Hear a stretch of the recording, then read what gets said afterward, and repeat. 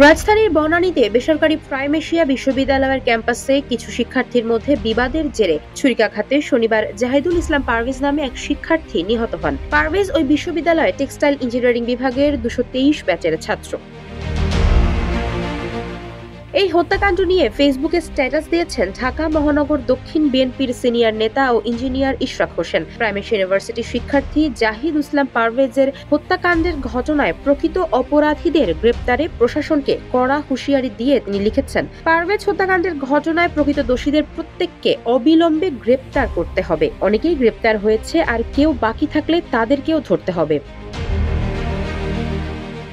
বাংলাদেশের প্রথম 5D AI inverter যুক্ত সর্বোচ্চ বিদ্যুৎ সাশ্রয়ী যমুনা এয়ার কন্ডিশনার। যদি শোনেন কেউ বা কারা বা কোথাও থেকে প্রশাসনকে বাধাগ্রস্ত করা হচ্ছে, তাহলে ঢাকার জনগণকে সাথে নিয়ে থানা ঘেরাও দেওয়া হবে বলেও হুঁশিয়ারি দেন এই তরুণ নেতা।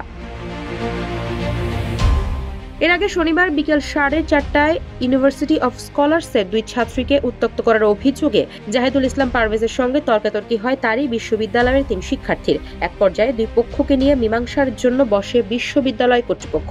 তবে ক্যাম্পাস থেকে বের হওয়ার পর টেক্সটাইল ইঞ্জিনিয়ারিং এর শিক্ষার্থী জাহিদুলকে একদল যুবক ছুরিকাঘাত করে। গুরুতর অবস্থায় জাহিদুলকে কুর্মিটোলা জেনারেল হাসপাতালে নিয়ে গেলে চিকিৎসক তাকে মৃত ঘোষণা করেন। এই ঘটনায় উত্তপ্ত নেট দুনিয়া। বিভিন্ন শিক্ষা প্রতিষ্ঠানে শুরু হয়েছে বিক্ষোভ।